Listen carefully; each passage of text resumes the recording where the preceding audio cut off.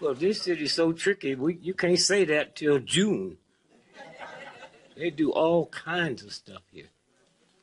Let me say we thank and praise God. We've all made it here safely today. I pray to God that your return and my return will be interesting and safe.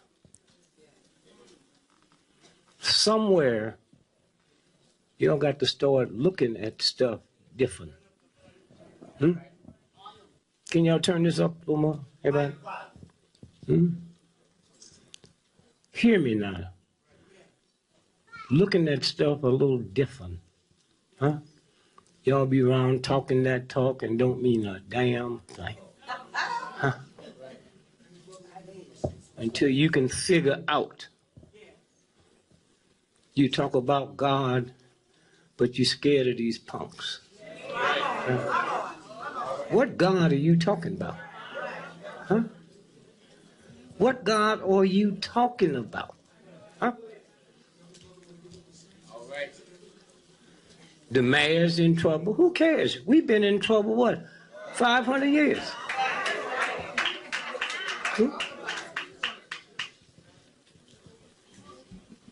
Somewhere, when we stop and think about who you are, because your children going to pass you by. They ain't hearing all this crap from you no more. I got 10 and 13 grandchildren. And y'all better start listening to them. Huh?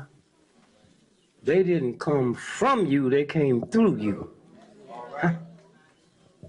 And they trying to tell you that. I look at some of your children the way I look at cops. A child cry, you say, shut up. That's going to get your house burned down. When you see us out there in the street, we screaming out, and they keep saying, shut up. And you never going to change this as long as your man stuff keeps getting in the way. Okay? Never, ever, ever going to change anything. Huh? Somewhere, when you stop, I've had, I guess, the worst month I've had in my life. I've been seeing the same thing you all been seeing. But you ain't seeing nothing. Nothing. Somebody blew up 10 police stations, y'all be happy. But you ain't gonna do nothing. Huh? Nothing. How many of you all saw that 12-year-old child that was shot down? I don't mean hear about it. Did you watch it on TV? Huh? Now hear me. A phone call went to the Cleveland Police Department and said, I'm sure this is a fake gun. Who calls the police on a fake gun? Huh? See, y'all are too black to be happy. Huh? Go back and look at that. All my people in there, we can't find the call. There never was a call. Now, I know that. The New York Times know it, huh? The Washington Post know it, huh? And we just sitting here. How many of y'all saw that child out there playing with the play guns? How many? Y'all scared of me? I asked how many of you saw it? Huh? Go back and look at it again. You was looking at the top of his head and tops of buildings. That was coming from missiles. And y'all didn't see it because the New York Times didn't tell you. Huh? Go back and look at it again. He's out there playing in the park. You can see the tops of buildings. And when that one police car roll up, did y'all see that? When have you ever heard white folks send one car when they say a nigga with a gun? Now, how come I see stuff different than you? Huh? And all you got to do is go pull it up. That's why they don't give a damn about what you say about your children. You look at it and still don't see it. Did y'all see the cop when he pulled up? Did you?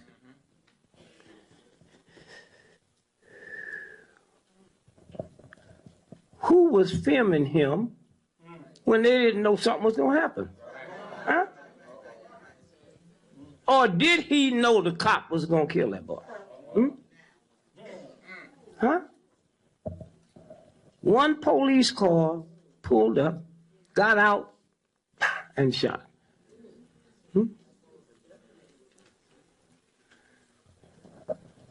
One.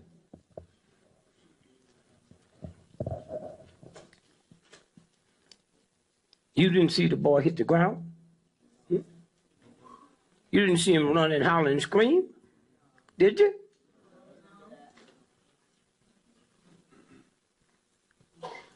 And the next thing they showed you, they didn't show him rolling over, screaming and howling. The next thing they showed you, him in that red shirt, looking just as cute as he could look. You still haven't seen the picture of him being shot or screaming. Huh?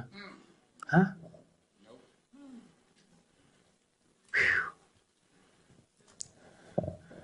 Somewhere.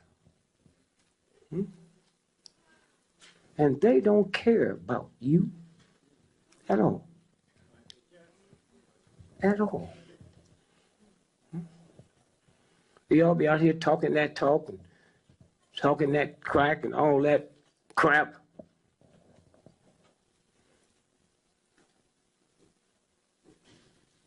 Somewhere.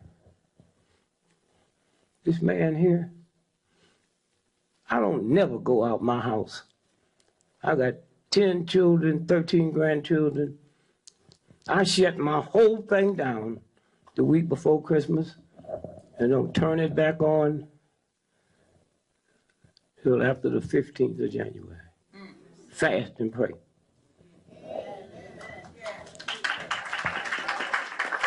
And I get a call from this brother. Huh? And I know who he is, so I can't say, hey man, you called me at the wrong time. When is the wrong time for him to call?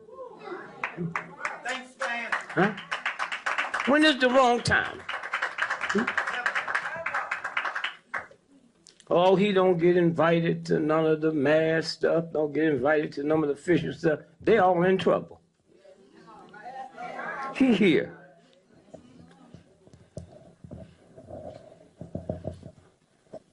They're getting ready to shut this country down. Huh? Okay. Are you all aware of what happened in Russia 2 weeks ago when Putin left the conference? Huh? When Putin left the day before it ended? Huh? Why? Because that day, all them white folks passed legislation that said if we go through another banking crisis, there's a new law now. They can take 20% of your money. How many of y'all know that? It's a new law. 20% of your pension. And not a damn thing you can do about it. Nothing you can do about it. And you can't figure out what these cop shootings are? White folks been fools for a long time, but this is not one of them. They know what they're doing. They keep shooting children in front of you while you sleep. Then I wonder how many of y'all been watching that stuff for the next 5 years and woke up the next day with no appetite. Ain't nothing affected your appetite. Those are your children.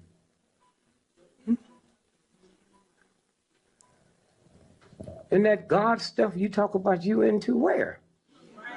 Where? Ferguson? Huh? You watched it, you heard it, and you heard white folks arguing.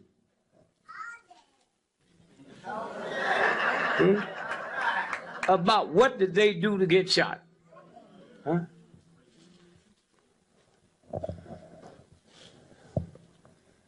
And you ain't nothing but chicken, huh? White children is out there in the snow, huh? But not you. Hmm?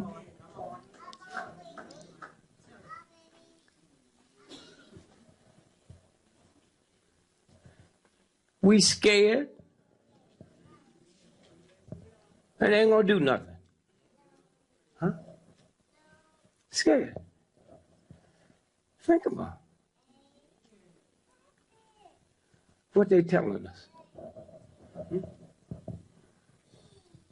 The FBI, the CIA, they got as many on the New York Police Department as they have in the FBI. Hmm? And if you looked at them the other day, when them two cops was killed, or were they killed? How many of y'all know they didn't know each other? Huh? See what I'm talking about? They never seen one another before they sitting in that car. So the white boys eased all the white boys out the way so they could take that hit. Huh? Hmm? And all you cops that got to be in here working, like, listen good now, because I'm going to tell you what's going to happen to you. Hmm?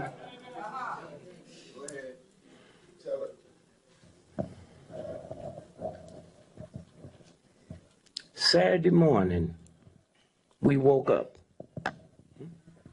and heard a story coming out of Baltimore. Did y'all know that? Hmm? Hmm? They said a guy went in his girlfriend's house. He hadn't seen her in a year. And shot her in the stomach. Y'all know that, right? Now, when he left, he thought she was dead. Huh?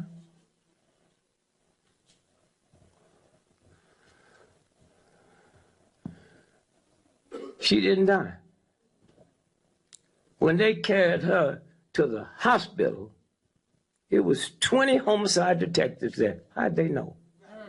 Hmm? How'd they know? Huh? How did they know? Huh?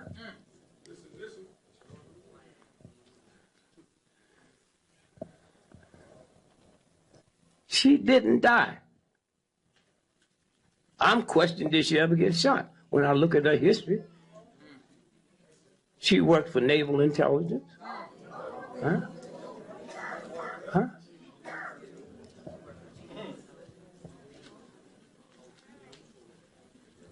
Think about this now. Which means they knew who he was, because she wasn't dead. Huh? He didn't know she wasn't dead. Huh?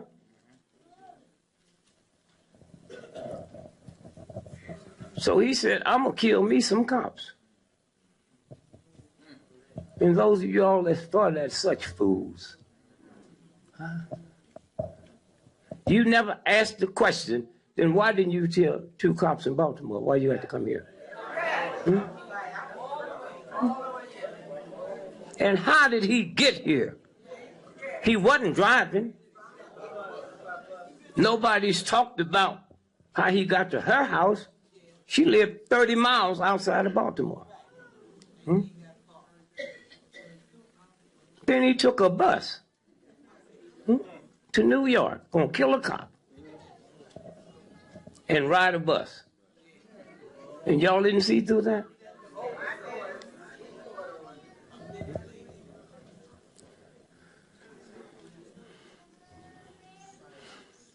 somewhere. He goes into the bus depot in Baltimore. Why didn't he kill some cops there?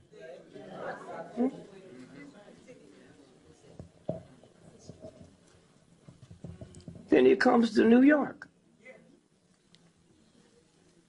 Oh, New York told you. New York Times, Washington Post, they told you.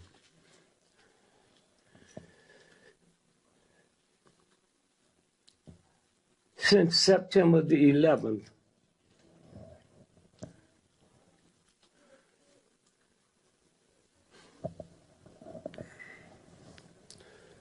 the Port Authority is safer than heaven.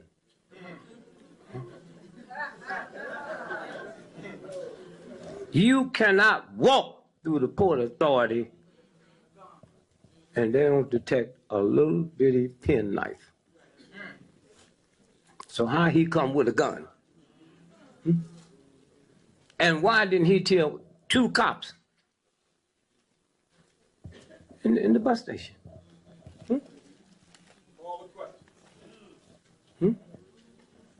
Why didn't he kill 2 cops at the bus station? Why did he go to that spot? Here's what the New York Times not going to tell you. They was running a clinic on how to deal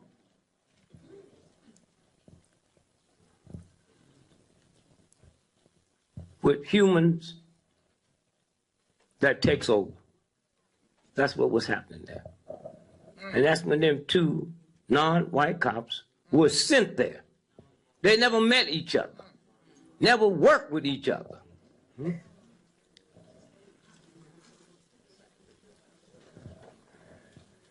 It was a dry run. So they had satellites filming it, so they could share it with other police departments.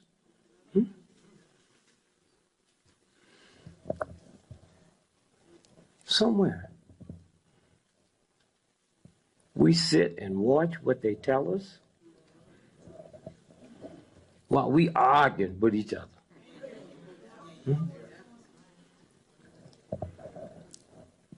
And I feel sorry for the cops because they don't know when their turn is coming.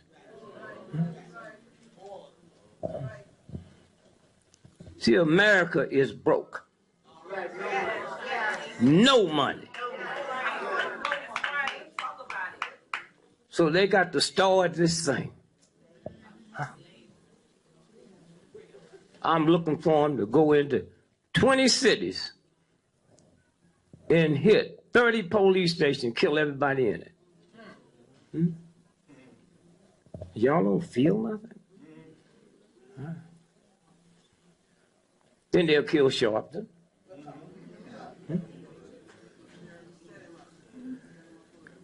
And then they'll kill the mayor.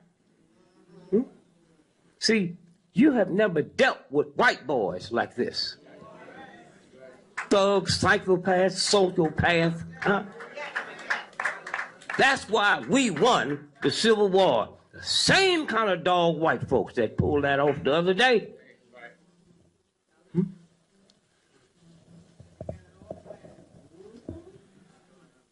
That was them. Yeah.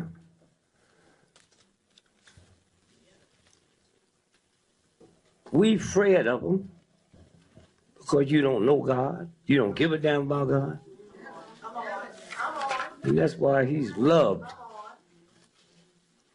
You see, when you do what we do, and you all do, that's light. All these killings and all this racing, that's darkness. And the only reason the CIA and the FBI and them thug pimp punks can do what they're doing, because you're afraid. You're afraid. Somewhere, when you understand what we looking at, and it didn't just start now, it go way back. way back. Snyder. Y'all know who that is, right? He bought the Washington Redskins. Huh? And it don't bother you black folks. You're among the black folks that love them dogs. Huh? Love them.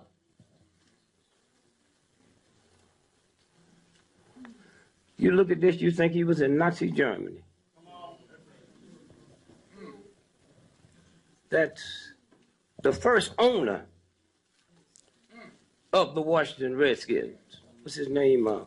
Marshall.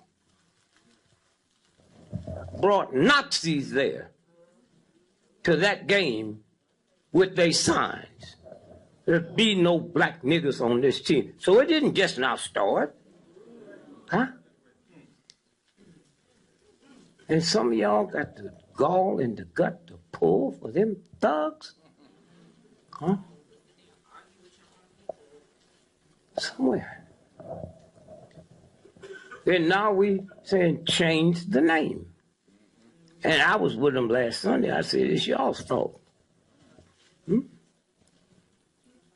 Because y'all got all that casino money. Snyder bought it for $9 million. I would hope y'all would take that casino money and outbid them for $9 million. Then change the name to the nigger honkies. Y'all go crazy then.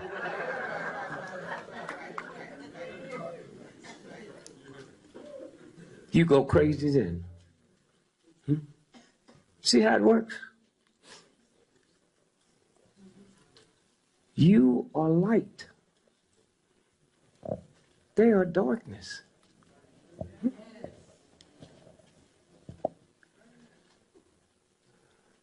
We can leave here now and go to the biggest indoor arena in America tonight. Pitch black in there.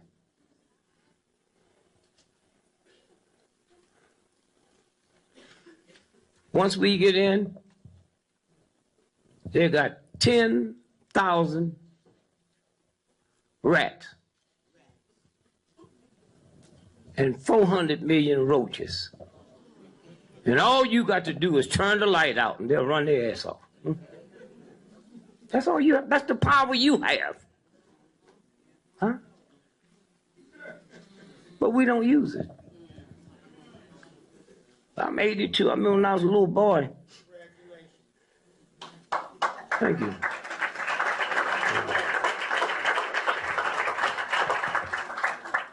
Thank you.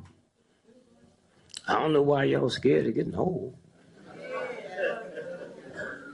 I've been there. Wrinkles don't hurt. Your mind kind of waves. One of my grandchildren said, well, Dad, how do you do when your mind starts fading? I said, I feel good. I get to hide my own Easter eggs.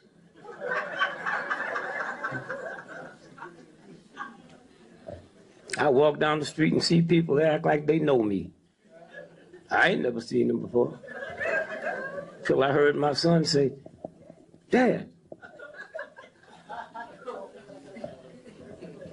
right here in this room here, y'all have the type of people here and the type of leadership here. You can turn anything around. Yes, sir. Anything around, you can turn around. Anything. But you're scared. Yes, sir. Put him out there and he do it all. Yes, sir. Yeah. And somewhere, when you understand who's in charge. Let me show you something here.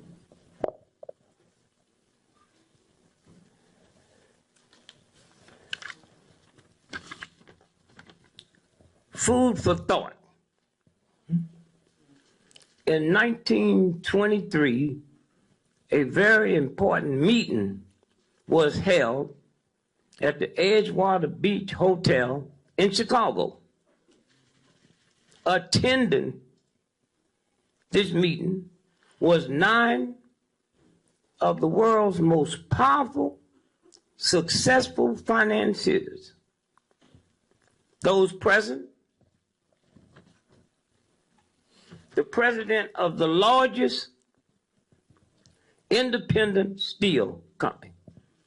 2, the president of the largest utility company. 3, the president of the largest gas company. 4, the greatest wheat speculator on the planet. 5, the president of the New York Stock Exchange. 6, a member of the president's cabinet. The greatest 7, the greatest bear on Wall Street. 8, head of the world's greatest monopoly. 9, president of the Bank of International Settlement. So somebody said, hey man, let's look. 25 years later and see where they are now. Okay. 1, the president of the largest independent steel company, Charles Schwab, dead and lived on borrowed money for 5 years before he died. As a universal God that don't give a damn about your color or who you think you are. Huh? And when you all start realizing that, then things will change. What was his name? What's his name? The computer guy. No. Huh? Steve Jobs. Did you know, because they didn't tell you, in his personal checking account, that's that little thing you walked out the house with, he had $400 billion. Okay. And he couldn't make 58. I got old, nasty, no good great-granddaddy. Cuss, drink cheap wine, huh? Don't give a damn about the church. He's 91. Oh, Steve should have followed him around.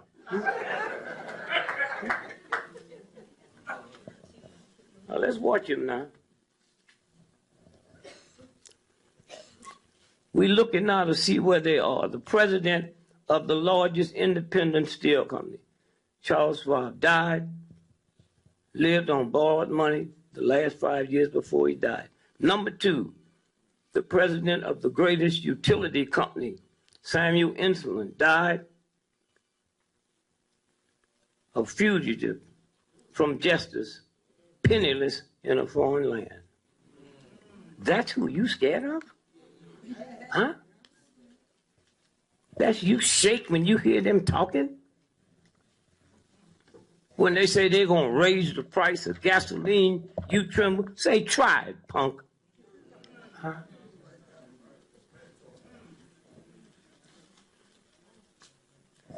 Number 3, the president of the largest gas company,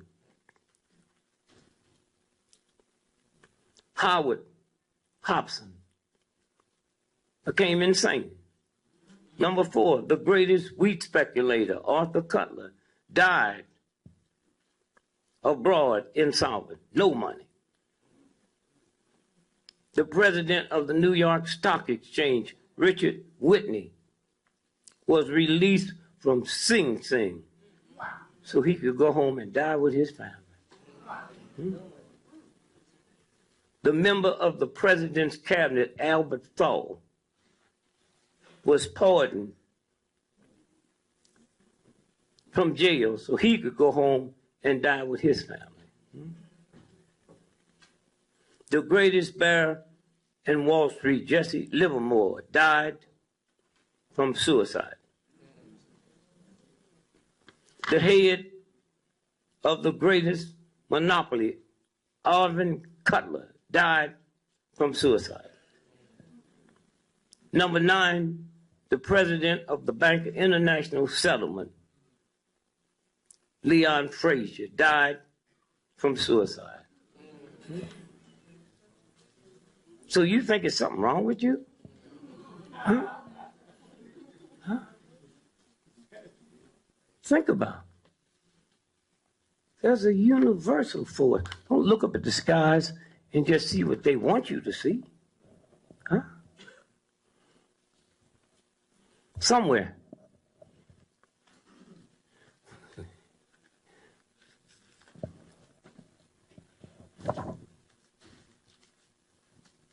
I'll find it here somewhere. JFK, one of the richest politicians, all that death money, Daddy stole it. Had a sister, mentally deranged. She was in one of the wealthiest mental hospitals on the planet. And with all his money, I'm telling you this now because you can check it out. With all his money, Kellogg's, and Quaker Oats did an experiment on them rich folks. How many of y'all know about that? They took oatmeal, cornflakes, and dipped it in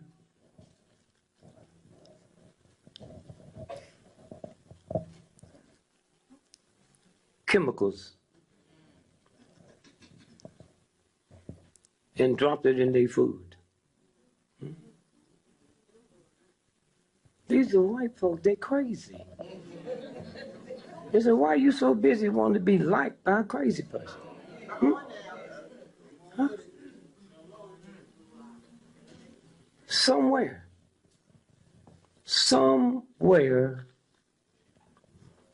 everything's about to change.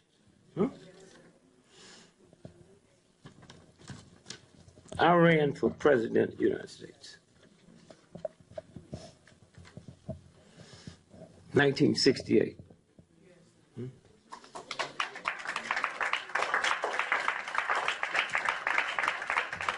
And had I won, I'd ask for a recount.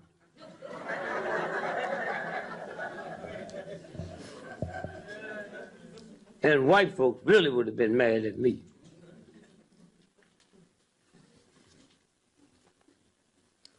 Because right after I got sworn in,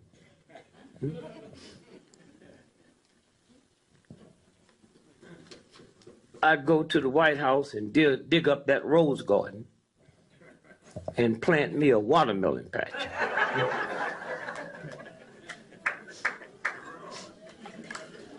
Have you ever asked yourself how you can be so crazy? White boys have sex with watermelons and make you ashamed of it. You don't even know they're doing that. Huh? Open up a woman's leg and look up there. Same thing you see if you open up a watermelon. Huh? Huh?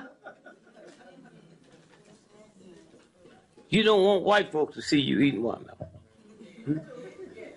They the ones doing it. One white boy told me, said, yeah, man, you can't have sex with watermelon too early in the morning. That dew make them cold.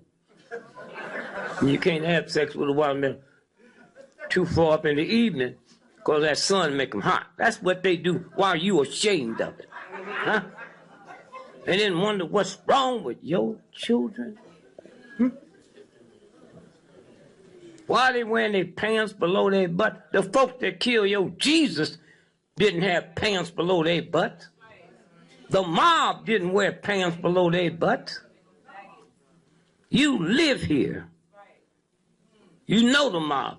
Ain't a cop ever put a chokehold on a gangster.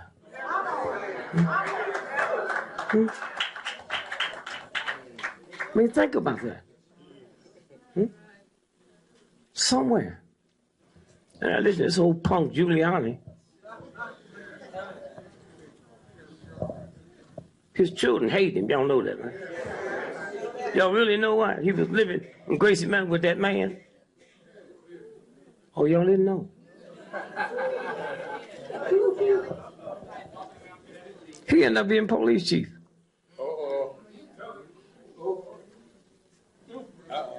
Been to jail. Now he sits there all last week talking about what's happening. Huh?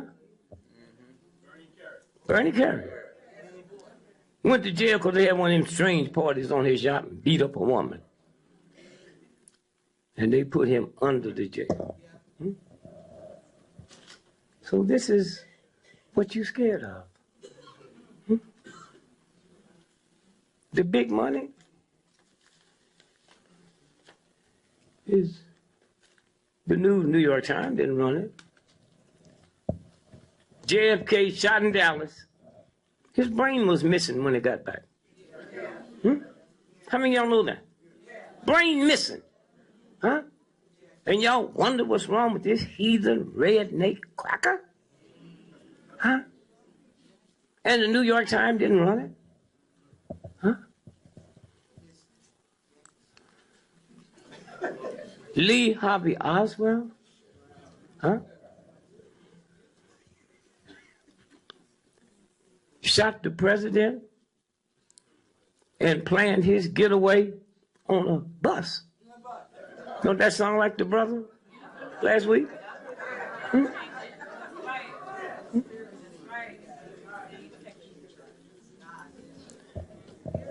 Rich family.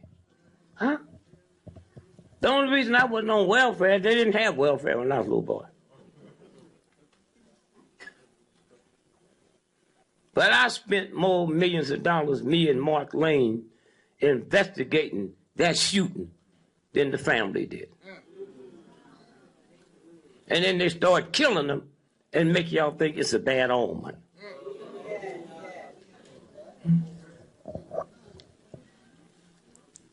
Lee Harvey Oswald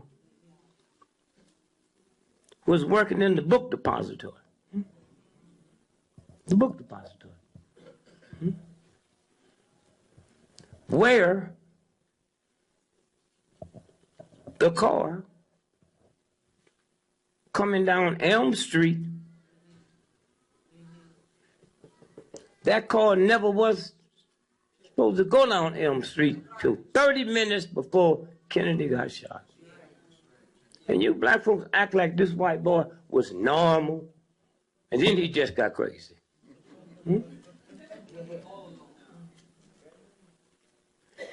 How can you own a $300 million house and be scared of me moving in? Unless I'm your butler. Then it's okay.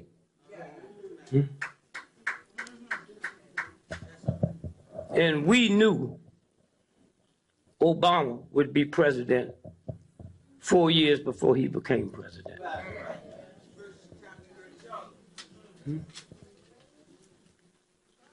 And all my research friends, they was mad because I was happy. I said, come on, man, you know what this ain't nothing but a trick. Yeah. But one thing white folks will never be able to say again, that's how they controlled them. At least I ain't no nigger. And y'all stupid enough to let y'all use that phrase. At least I ain't no N-word. You out your mind? Huh? You out your mind?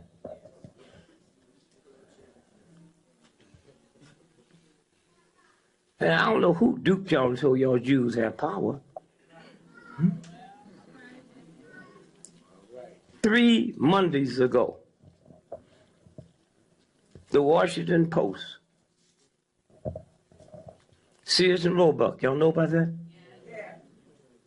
Put out their Christmas stuff, and one of the rings had a swastika on it. Huh? And they had to apologize. How many of y'all just heard that just now? Now here's what I'm telling you. Why do you think Jews got power when I got to come and tell you, not them? Huh? What kind of gun did they use on them last week? Huh? And then 2 Mondays ago,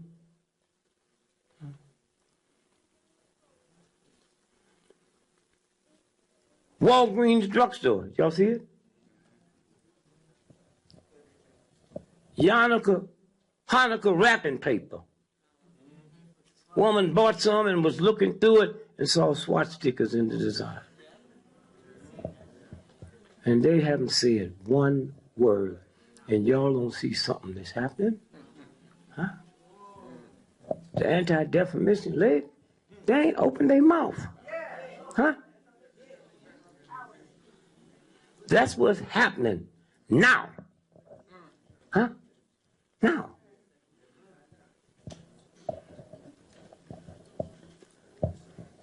And it goes back to, at least I ain't no nigger.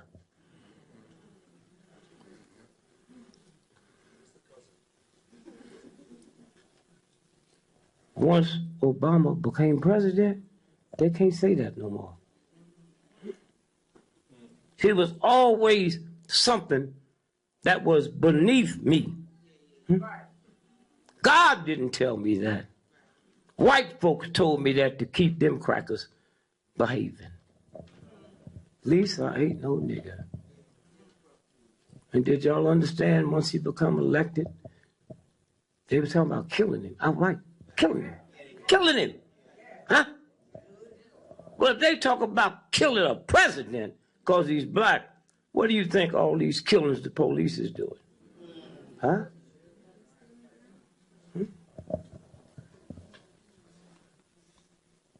And so I was so glad he won the second time. See, the first time, that first black president ran white folk crazy. Second time, no, you can't get crazy, you go mad. And the only way you treat a mad dog is kill it. Hmm? That's what's fixing to happen. Hmm? When I ran for the president,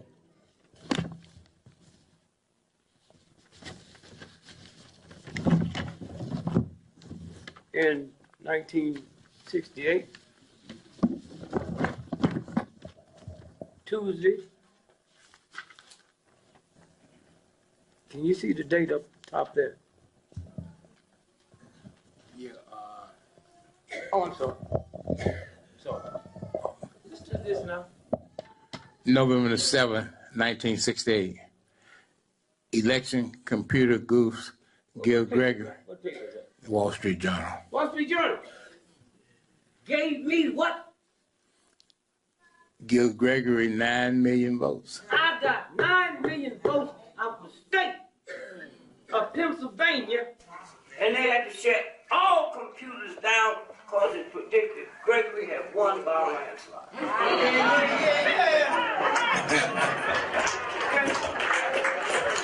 See what fear do to you? All the white folks that voted, huh? That computer counts them out. Why?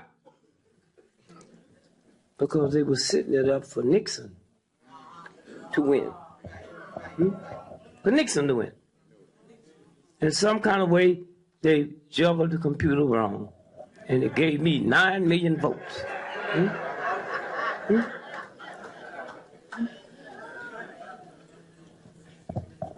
You have the same power when you lose your fear. You know the economy's bad. You don't have to read no Wall Street Journal. Every time you turn on TV and they say, buy one suit and get 6 free.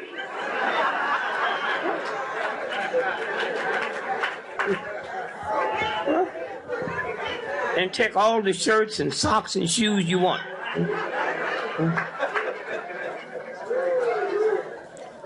I got a brother, they put him out of business. How are you gonna shoplift where you can just buy one and get 6 free?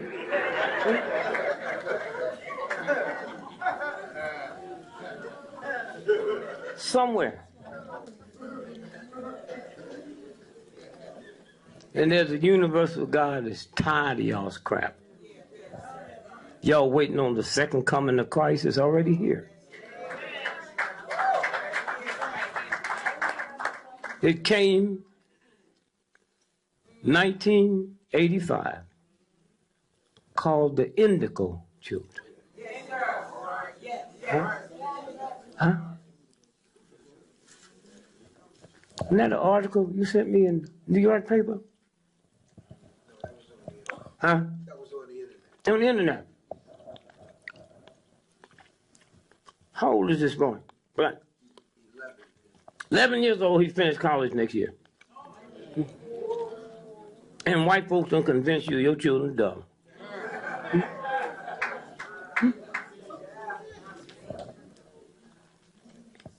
Computer genius.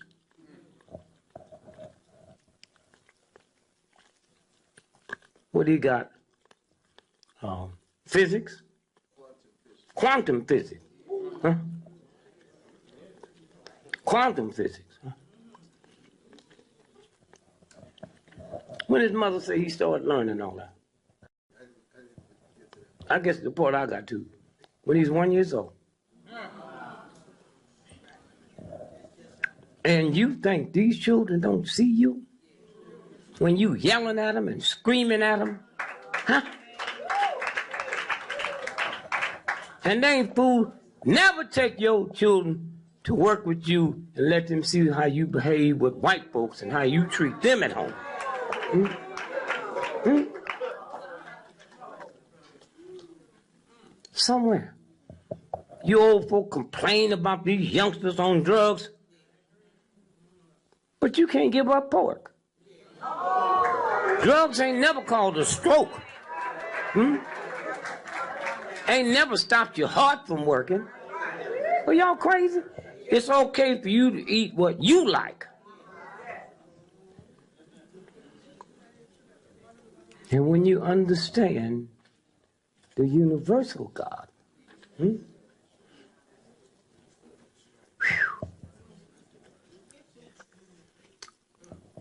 about 300 years ago, a group of scientists left America and went to Colombia. See, they're looking for something. Crystal. Every computer you got has crystal in it. That's the memory bank. And these white folk think everybody dumb but them. You caused that. So they get up and see all that stuff on 300 years ago. And they just start copying it down and say, we take it back. We don't know how to read hieroglyphics yet, but one day we will. 150 years later, they broke the theory. Here's what they find out. White man, one day the white lady will do to your children what you do to ours. And 150 years ago, cocaine wasn't called the white lady. So you just go ahead, because this boy done made a fool out of you, and think everybody's a fool. And some of y'all, when y'all get home tonight or tomorrow, the % drugged out state in America had more heroin deaths than any other state. Vermont, 99.9% white folks. Huh? And y'all sitting around complaining about this, it's already in the works. That's right. And when you get through with that, punch up.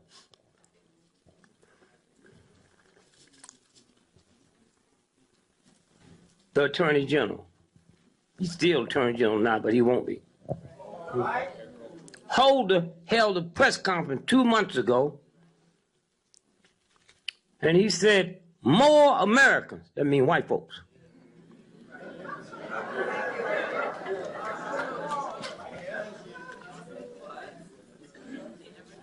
more Americans die every year from heroin overdose than all the automobile accidents and homicides put together. And y'all sitting here wondering, when is this happening? It's happening. I went up to interview some white folks in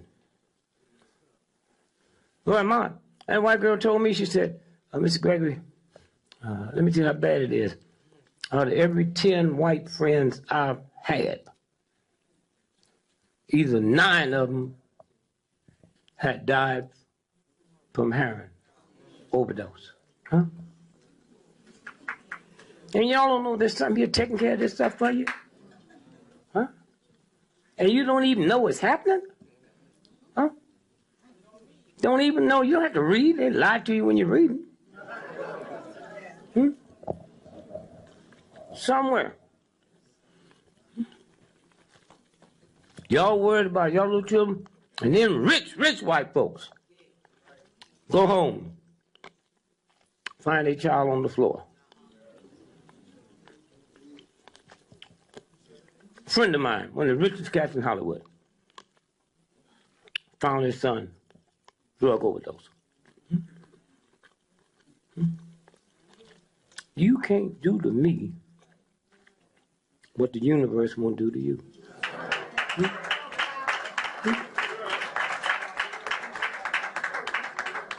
As long as you don't ask for it. Huh? As long as you don't ask for it. And 90% of these white children that's drugged out have more than 1 degree.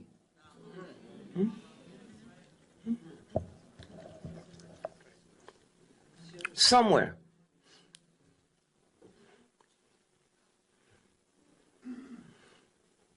That's what's happening. And the indigo children, y'all got some? Most of y'all kill them because you think they sassing you. Why not? You ain't nothing. White folks sass your ass. Huh?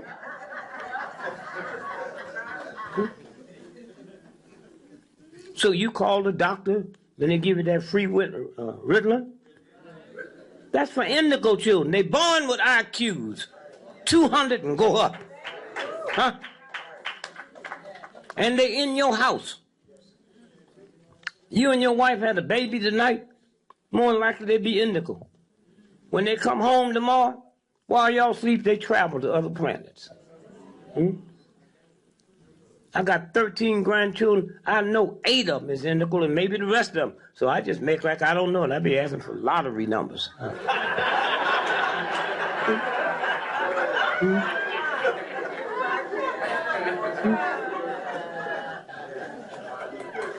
And here's where they talk. That's why y'all scared of them. Say, Granddad, grandmother said that God sent Jesus here to die for our sins. Is that right? I said, I don't know, I guess so. She said, well, I think that's stupid. Why didn't he just kill the devil?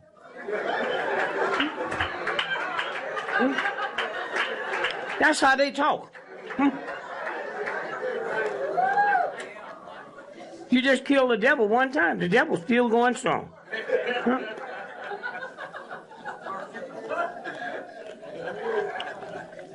I understand what they're talking about. I'm 82 years old. I ain't never seen a fat devil. You want to see fat sisters? Go to the Baptist church and sit next to the choir.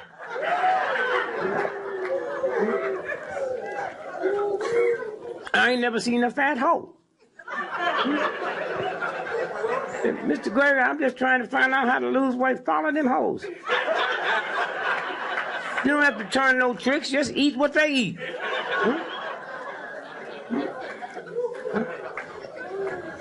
And you older folks sitting around talking about, yeah, when I was a child, the neighbors would spank me. That's that nigger stuff in you. You got so used to white boys picking up a 2x4 and beating your son to death. You don't care who hit him. Somewhere. Y'all got a big job.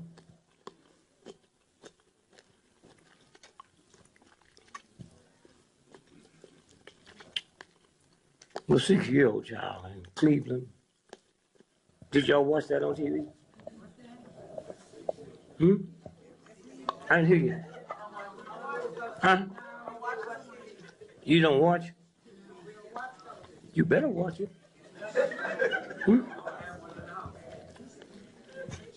Did you watch? Somebody called in, police department, said, I'm sure this is a toy gun. Nobody calls 911 on a toy gun. And the fact you didn't watch it, here's what you missed. Did y'all see him out there in the field playing? Go back and look at that again. That picture's taken from a satellite that showed the top of his head and tops of Bill. Who owns satellites? But the government. Did you see when the white cop showed up? No white cop gonna come when they say it might be a gun with one car.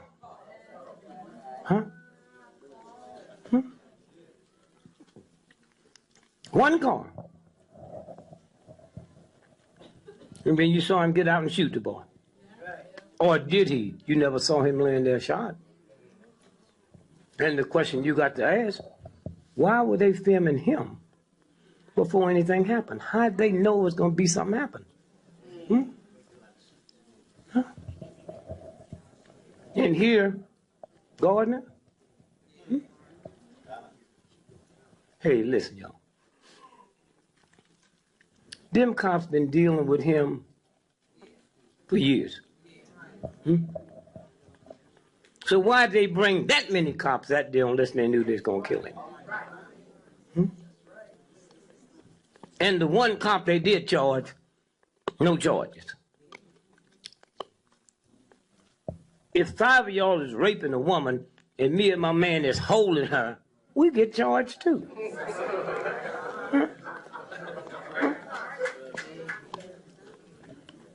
And then you got white children coming out in the snow, in the rain for your child. And you ain't nowhere around. And that don't bother you? That don't bother you?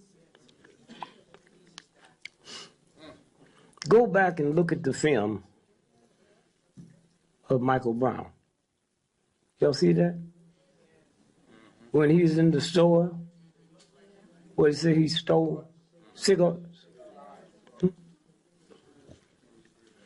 Go back and look, because they changed stuff on you. He had on flip-flops and short pants. When he's laying out there in the ground, he got on Nike tennis and long pants. What kind of a nigger are you? Huh?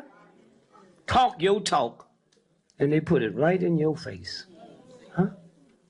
Right in your face. And you don't see it. Huh? And then the one brother, Johnson, what he said, he had his hands up. That became a symbol all over the world. Huh? And then 3 days later,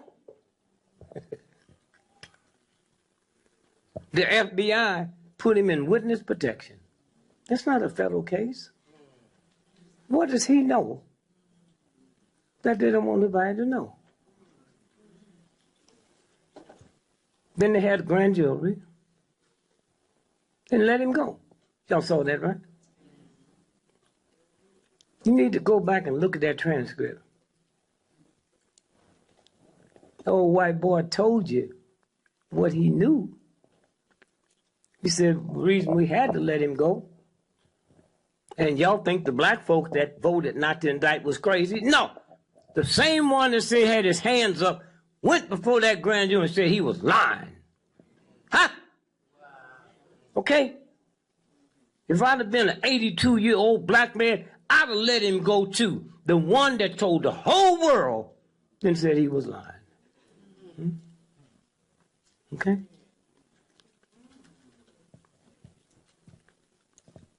And then the night that the grand jury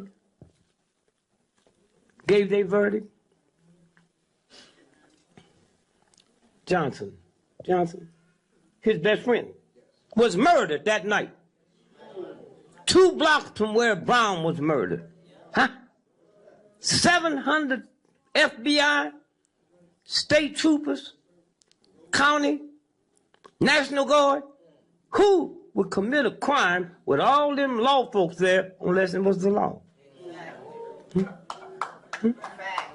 And then the next night, his best friend was murdered.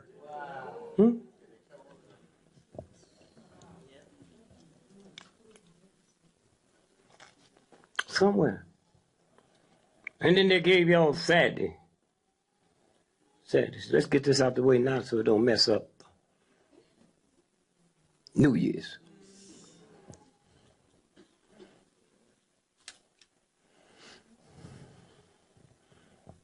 Y'all heard what they said. He went into Baltimore. No, the girlfriend lived 30 miles outside of Baltimore. Why is that important? He didn't have a car. How'd he get there? And how'd he leave? Now, when he left, he thought he had killed the girl. He didn't know she wasn't dead. When they carried her to the hospital, they had over 20 homicide detectives waiting on her to get there. So she wasn't dead. They talked to her. She knew who it was. And yet they didn't notify the New York police until a minute after them 2 cops were shot.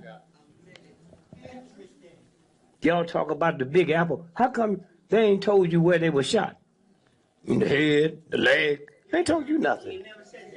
Nothing. You know? Now, the brother said,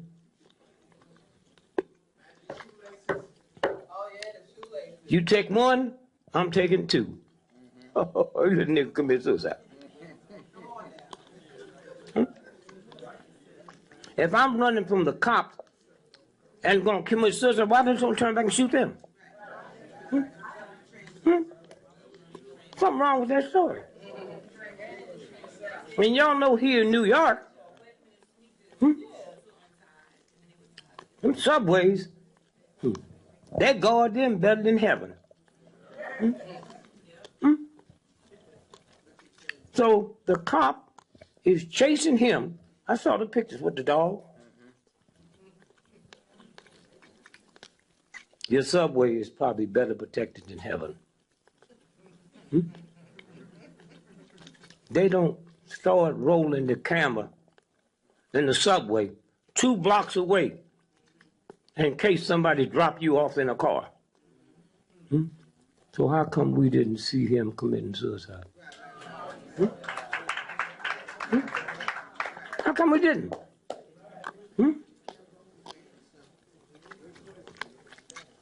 Well, what they're going to do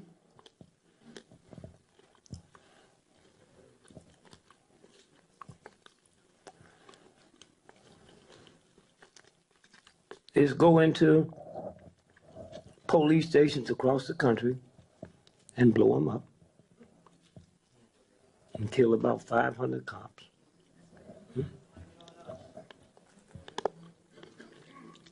Then shoot at Al Sharpton and the mayor, and the war is on. The war is on. It's that simple. It's that simple. Right around the corner. Now, how many of you all are aware of the fact that Putin walked out of the G20 meeting last month? How many of y'all know that? You know why he walked out? Because all them white countries got together, and here's the legislation they enacted. that if the banks get in trouble again, they can take 20% of your savings, 20% of your pension, and ain't a damn thing you can do about it. How many of y'all know about that? Okay? And y'all just been so nice and peaceful. They're going to give him his. Oh, yeah. We're going to get his. And when they come to pass, I'm going to be right next to him. Somewhere.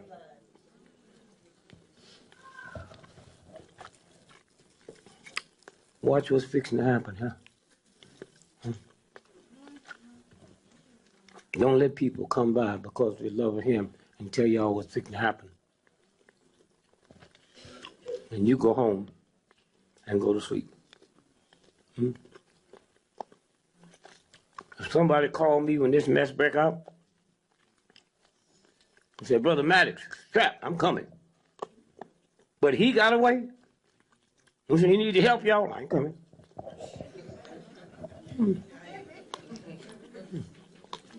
They're already scared of you. Already scared of you. And you in love with the wrong people.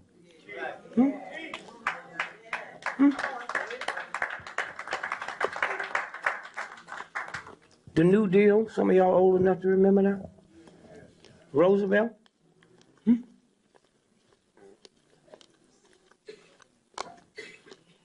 You know what them crackers convinced Roosevelt to do? Y'all know when Roosevelt was president, he was hooked to cocaine. Did you know that? Wait, how you know so much? Yeah, he hooked to cocaine. He was so high that day, his wife had to sign Declaration of War. His wife had to sign the Declaration of War. Yeah, what? You act like you just down here from another planet. And let me tell you what Roosevelt did. The New Deal, he said it wouldn't affect farm workers or domestic maids. How many of y'all knew that? Roosevelt. Anybody? But here's how ignorant white folks are. There was more white folks that was farmers than black folks. There was more white folks doing domestic work than black folks. We say we was 90%, but 90% of 10% is what?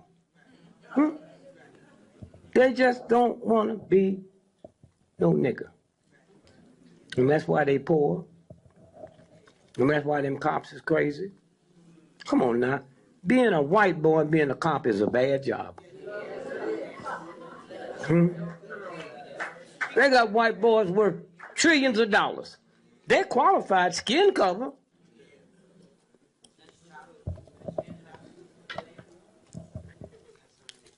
White boy. Ignorant, redneck, white boy. A police who didn't like me before you gave him a gun. And white folks, not only they ignorant, they the luckiest people. You know why we not scared of white folks? Huh? You know why? The way he raped my mama, my grandmother. I've always seen yellow folks when I was a little boy. They don't scare me. My aunt was yellow. Huh? My uncle was whiter than white. I had the pleasure of coming up through his trifling, not to be scared of white folks. They scared of me. They never seen me. They'd never seen me when they was growing up. And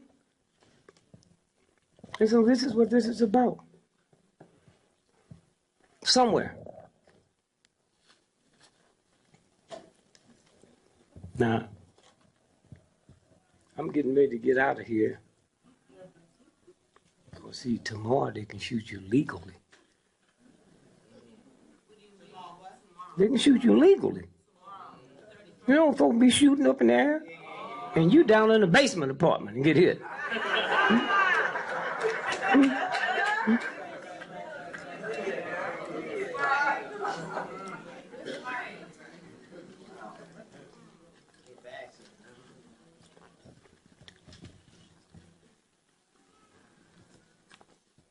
This is Brother Leroy. Y'all know him? Woo.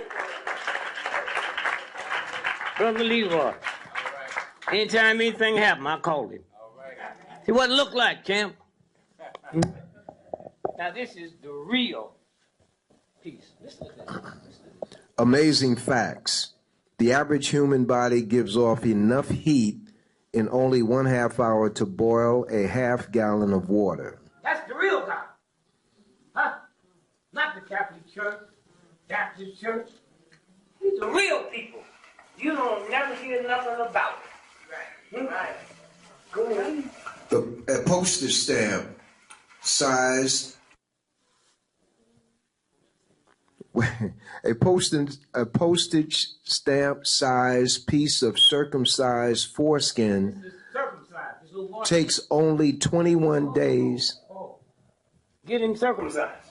And that little foreskin takes 20, how many days?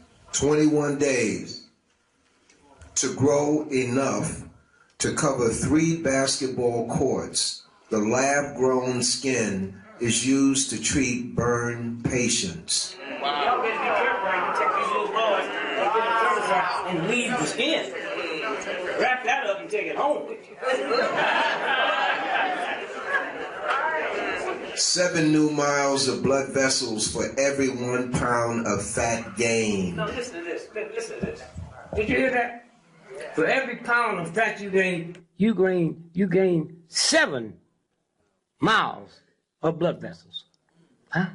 So if you gain 10 pounds, you got 70 miles of blood vessels.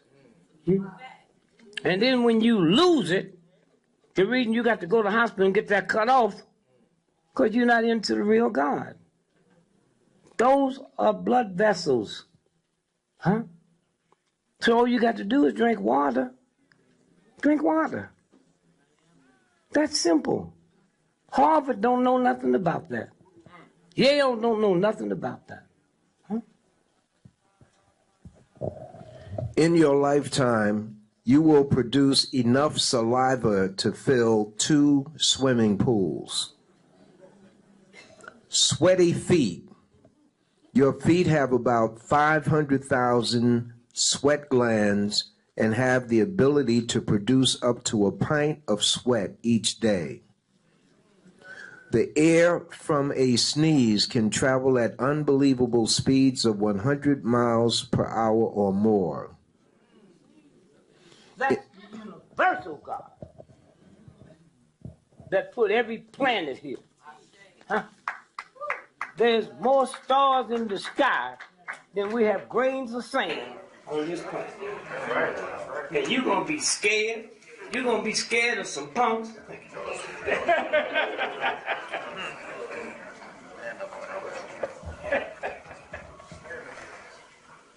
UCLA sued over body parts. Some black folks sued. And y'all sit around and let them deframe you about these drive-by shootings, black on black crime. We go to China tonight, who you think shooting Chinese? We go to Italy tomorrow, who you think killing the Chinese? And if white folks in America, 98% of all white folks that was killed this year was killed by white folks. If they not talking about white on white crime, how they trick you to talk about black on black crime? You kill where you live. Somewhere. And so they trick you into believing that your son is trifling. Did you ever ask the simple question, how come 98% of drive-bys is men? If me and you was just trifling, we just gonna kill up everybody, then what respect we got for women?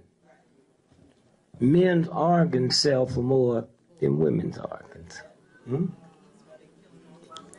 So if you my daughter, you my son, I'll leave here and find out you was shot and killed in a drive-by, I have no jurisdiction over that body. That's the law. That's homicide. That's homicide. No jurisdiction over that body.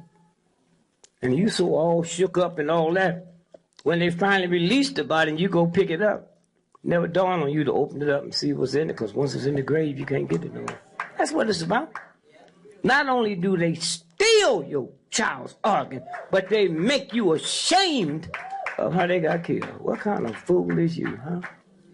What kind of fool is you? So, Kissinger. I want y'all to hear this now, because it's getting close. I'm sorry. Listen to this now.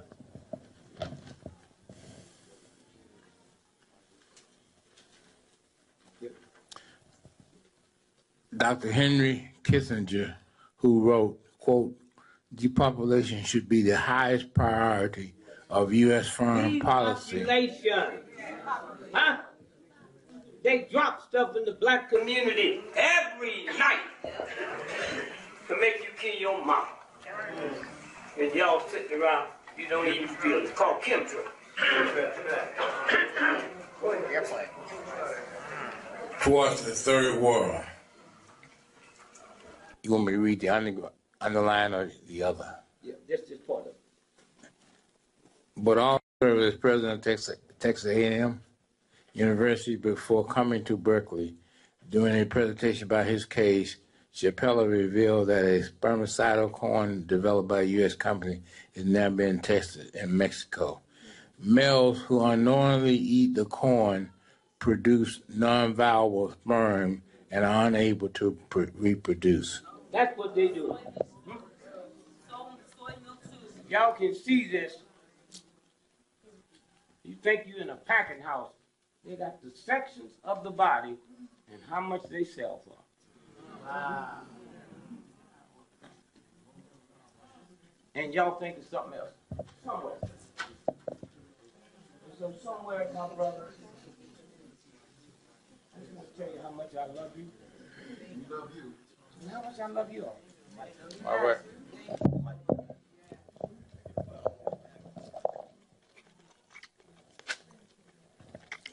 We die 5 times more from heart attacks than white folks. Did you know that?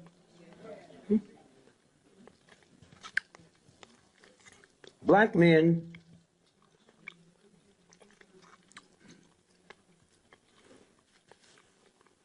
is 4% of America's population.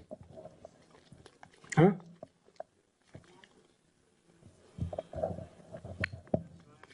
Prostate cancer kills 82% black men, and y'all don't stop and say, wait a minute, huh? At all? Huh? Black women, 6% of America's population, 98% of fibroid tumors is black women, and the next highest group is Jewish women. What y'all got in common? Nappy hair. And you older folks, as you go home tonight, think about, did you ever hear about fibroid tumors when you was growing up? Where'd they come from? Perms. And one day when you wake up with not a godsend and realize Sears and Roebuck didn't make your hair. Huh? The same universal God that put every planet in the universe made your hair. And how you gonna let somebody ashamed of something God made? Huh? Huh? And you women ought to be ashamed of yourself. Had them daughters combing their hair and they screaming and hollering, you don't know that's God talking to you? Huh? That's God talking to you? Somewhere. And then the psychological mess they got us under. Any of y'all aware that this old white boy, this crazy, done convinced all black women you ugly? Don't say not you. And convinced all black men that a black woman's ugly. Now we don't have to go do no heavy research. All we got to do is one thing. A black woman in America is the only woman on the planet to go to a place called a beauty parlor. Everybody else go to a hair salon. So somewhere, as we leave here and see the new year coming in, somewhere,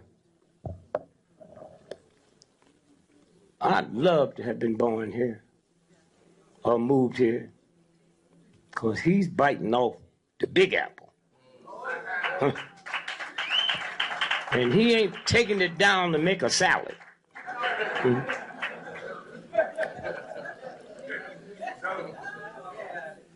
So that's what it's about. Can't be afraid. I have 10 children, always listed in the phone book. Never had a bodyguard. If the God I pray to can't protect me against filth, I'll be the first one to say, God, you ain't God. And I'll help you, white boy, pull the trigger. That's who you are. And so again, I say thank you, my brother, and those of y'all that know what he did for a long time out there. And y'all know the foot doctors. Y'all got bad feet.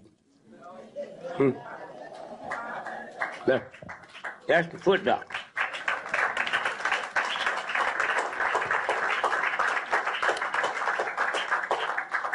So again, don't teach your boys when they see a cop car to be afraid. That's a violation of God. I had 3 boys. I've never stooped to the ungodliness to tell them, behave when you see a vicious cop that might shoot you. Why would you teach a child to behave with filth? You mess up their mind. You make them think they doing something wrong. No, you need to go out there and tell that cop, these are my boys. Don't make a mistake and mess with them. That's simple. That's who you are. Tell it, Greg. Tell it. So again, I just say thank you, my brother.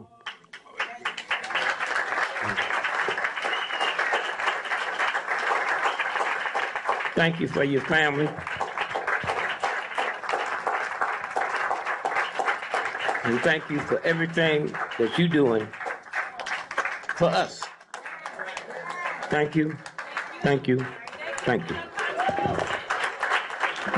Thank you, Dick. Let's give Dick a very warm round of applause. Thank you, thank you, thank you.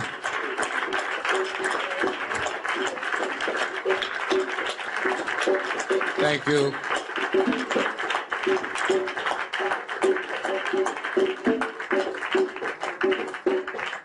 Dick has proven my point this evening. There's a reason why the Central Intelligence Agency has an unlimited budget. Because nothing is more important than intelligence. Nothing more important than intelligence. Nothing more important, including you're going out this evening and getting a pork chop sandwich. You know, sometimes it's better to keep that money in your pocket than to go out and get a pork chop sandwich. Sometimes it's more important to do those things that are critical. You know, the one thing that got us here is one word, and that's what we don't do ourselves. There's one word that got us from Africa to over here. One word. Would anybody like to take a stab at what that word is?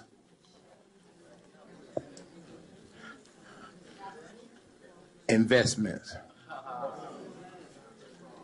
There's a reason why it's called the stock market.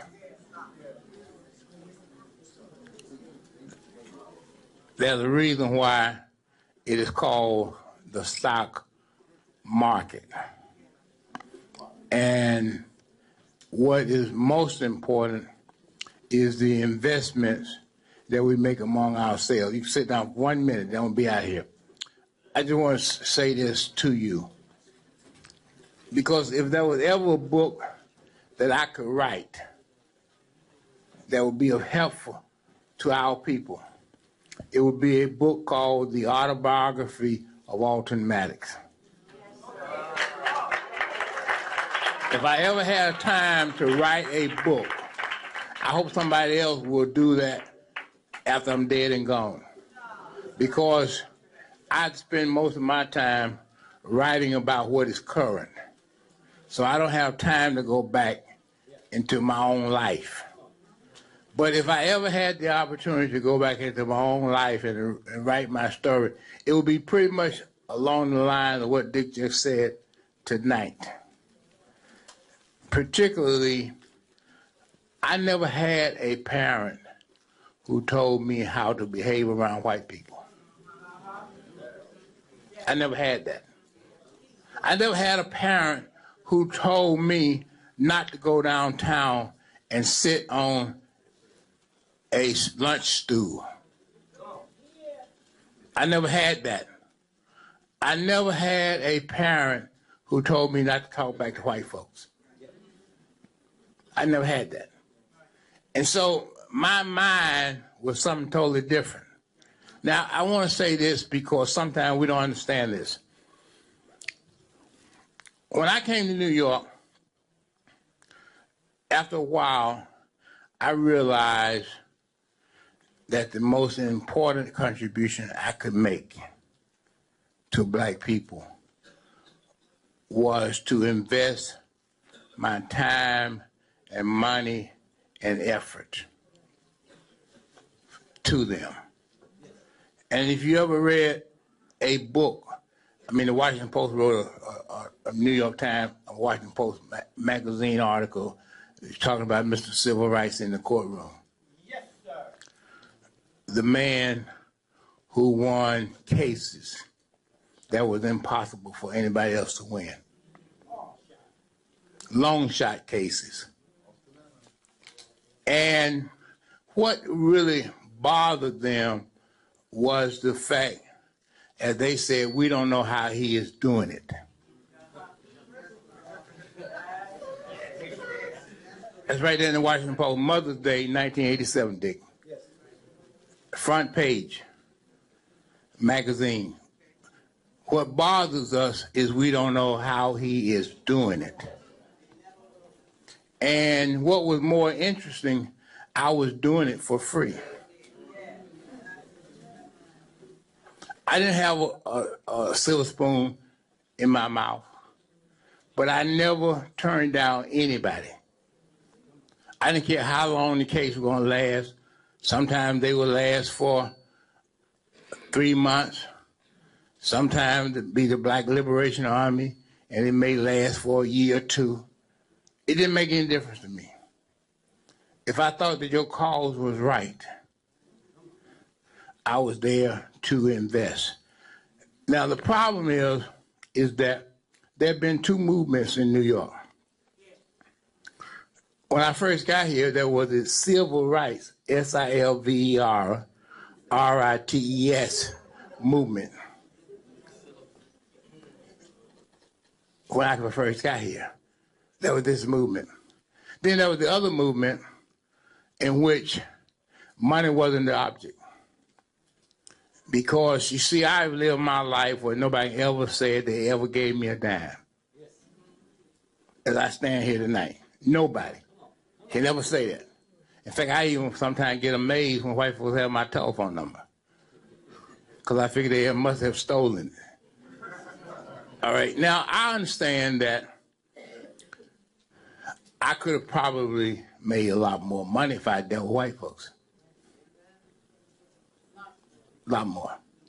See, I can understand that if I had decided to have a slave theater and had white folks in there, they would be rocking and rolling. But white folk wasn't in need of my services. You were. You were. And I say all of that to say that, you see, all the money in the world ain't gonna mean nothing to you. Ain't gonna mean nothing. We went to Dutchess County. That was the longest civil trial in the history of New York. We were there for a year. And I not only paid the rent at the UAM headquarters back on Court Street every month, over $3,000, another $2,500 for office supplies. But I also got 3 rooms in Dutchess County every night for a year at the Sheraton. And then when you came up there and you were hungry and ate like pigs, I paid for all of that. In fact, the only people that were squealing was white waitresses. Because they were saying, Mr. Maddox, how could you do this? How could you just spend all this money on these people every day? Sometimes the bill was $500 for lunch, another $300 for dinner. But I did it. You see, sometimes we can get too wedded to George, the dead presidents. We can get too wedded to them. We got to turn them loose and let them do the things that have to be necessary. You know, we was here some nights when the speakers left, Sister Butts, Clara Jones, and others said, Brother Max, tonight you got to come up with $500 short. I paid for it every month, every time we met. Every time. Didn't say a thing to nobody. Just went and did it. But we got to let go of that. You see, we're not going to be who we should be if we're going to continue to try to suck the blood out of other people. You see, it doesn't bother me now because I have gone through all of this. See, I'm 70 years of age. All right, I'm 70 years of age. So, you know, I have lived my life. And I fought a good fight. And I've ran the course. But it's for the next generation that you got to worry about and how you want to provide for them. You see, I mean, that's what this is all about. What are we going to do for the next generation? How can we ensure that they're going to be around? You see, and that's why all of this stuff comes important to me. You know, I spent 24 years not practicing law. I didn't miss it. You know why? I never went in. I was always a man. A man finds the needs that are necessary for his community. That's what a man does. You see, so when they said, well, you know, you better take a vacation for a while, I didn't care. Because I looked at our children and I said, we need a freedom retreat for boys and girls. I looked at our voters and I said, well, we know we need a freedom party. You know, I looked at television, how we were stigmatized. And I said, well, you know what, we need a friends like it is. All right? You see, those are things that's important. So when I leave here, you know, somebody can say that I made the right investment and I committed myself to the right people. Because you see, as I told the judge once, we was in Manhattan, and I was being charged with assaulting 2 court officers. And I want you to read what I wrote in the program, but there was a hidden charge in all of that. And the hidden charge was obstructing government administration. You see, and what lawyers have to be concerned about is not ever being charged with that, because that means automatic disbarment. That's the reason why most lawyers are afraid to open their mouths, because they know that being charged with obstructing government administration brings everything to an end. I had to go to trial. Judge Erbaum instructed the jury that he's guilty of sin. Fortunately, I had some people that were thinking, and they decided that I was not guilty. And so I was able to continue my work that I was doing. Now, I say all of that because, you know, we got to have a better perspective in life. As we move into 2015, we got to have a new outlook. We can't bring old habits into a new year. We can't bring old habits in a new year. It's two things that have killed black people in America. Two pieces of evidence that nobody ever talk about. One is reputation evidence, and the other one habit evidence. You see, when you take the witness stand, your reputation is already there. That's why you'll get convicted, because that's a silent killer. You see, when you take the stand, they see a black person on the witness stand, or they see a black defendant, your reputation has already preceded you and has convicted you. See, so it's not even an issue of saying, well, you know, they don't like me. It had nothing to do with that. You didn't do anything to deal with your reputation. And then after that, they bring in habit evidence. We have bad habits. And those two things are enough to send any black person to prison for the rest of his or her life. Those two things. And that's what I had to fight. All right? And very few people understand how to deal with that. So, you know, what I'm saying is, some of us are going to have family next year, going to be in the prison industrial complex, going to be in the legal system. But the question is, what are you doing now before they get there to make it better? That's what the issue is. Because you see, all these little nickels and dimes that we're trying to save ain't going to help nobody. Ain't going to help nobody. All right, and the idea that when Dick came, the whole idea of realizing that we need somebody to help us understand the modus operandi of white supremacy.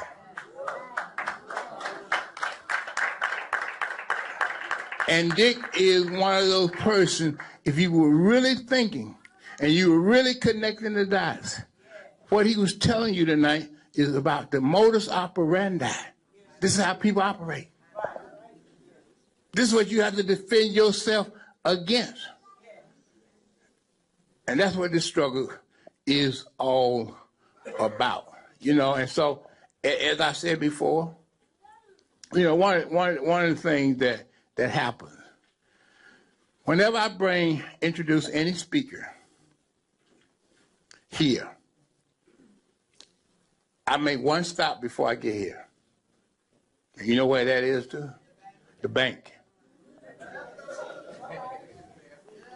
I make one stop. And ain't no speaker ever told y'all that they came here and didn't get what they would do. You ain't never heard that.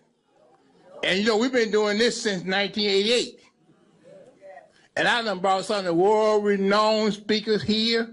You know, we brought people from all over the world, put them in the hotels, paid all of that. You ain't never heard nobody say, well, he didn't pay his bill, or he didn't pay the food, he didn't pay that. You ain't never heard that from nobody.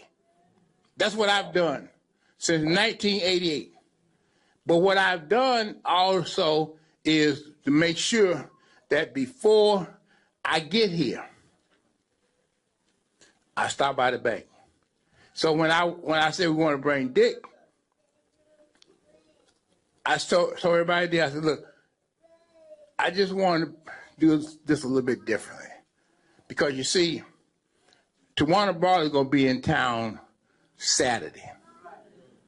And this is a family that never disgraced us and never turned their back on us. See, the Brawley family is different than a lot of these other families out here, because they were not looking for hush money. And they're still standing strong. Tawana Brawley does not have a job today because Stephen Pagonis is picking her pocket. She has a daughter she can't even afford to pay for. And, you know, I don't care what happens. When the black community say, well, we don't have the money, hey, some way or another, I just got to find it. I haven't left her. I haven't left her. All right? That's what you call your reputation. That's what you call your reputation. When I don't care how many other people, some of these people have become millionaires now and could give Tawana hundreds of thousands of dollars, but they won't. But I've never left her, and she'll be here Saturday, and we want you to come out to Patterson to be with us next Saturday. That's this coming Saturday in Patterson, New Jersey. Look at your program. That's real. We have bus transportation leaving from around the corner. Right, we want people to take, you can come here. It's cheaper to ride the bus to go to Patterson than it is to get in your car. Because you come back, you don't have to pay your toll. That's up to the bus driver. All right, and it's a luncheon. Okay, so let's have a great time then. We are going back to the Cotton Club. Now, I don't know whether you know this, but see, I haven't given up on our children. As soon as we can get this probate issue settled upstate in the Catskills, I want to start that over again.